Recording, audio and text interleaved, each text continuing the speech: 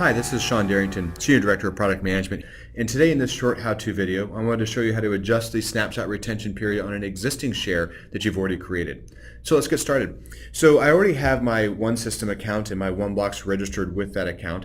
Here I actually have a mesh configuration set up, but it doesn't have to be a mesh.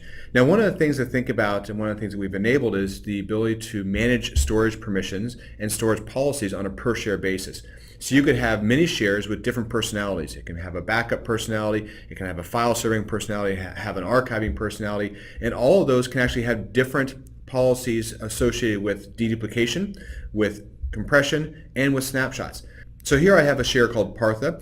You can see that it's being replicated from one ring to another. It's an SMB share, and I also have access-based enumeration enabled, which allows me to hide the snapshots. It also allows me to have Mac compatibility on that share. So there's some things that Apple's done with El Capitan release in SMB3, where we've made some of those shares.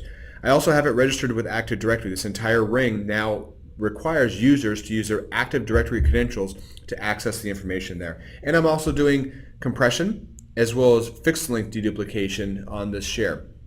Now the default policy is to have snapshots for 1 year, but I can actually adjust that anytime I want to. I can take that down to a year, I can move it up to forever, it just depends. Now anytime that you adjust this snapshot retention to something less than what you originally had, you're going to be prompted to enter a strong password. And if you actually have two-factor authentication set up like I do, I have to enter my Google Authenticator, my two-factor authentication for this, because anytime that I shorten the retention period of snapshots, I'm going to delete those snapshots that up until that point immediately. So for example, I just moved this down to 2 weeks. So as you can see here, it says reducing the snapshot retention period.